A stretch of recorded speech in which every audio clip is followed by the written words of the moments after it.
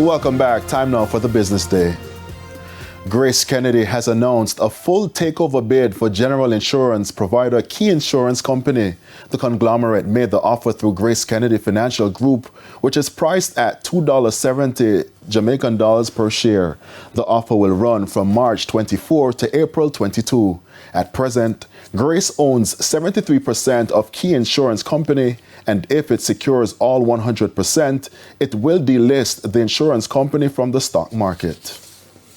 Foreign currency trading ended today with banks and Cambios selling the US dollar for an average $157.53. The Canadian dollar is being sold for $110.03. The pound is going for $205.57, while the euro is selling for an average $172.42.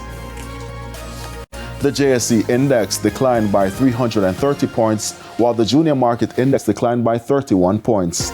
The 41 advancing shares included Everything Fresh, R.A. Williams Distributors, Key Insurance, Sterling Investments US dollar shares, and Epley Caribbean Property Fund. The 45 stocks which declined were led by Berger, Cygnus Credit Investments, 8% preference shares, Express Catering, Innovative Energy Group, and Honeybun. 23 shares traded firm.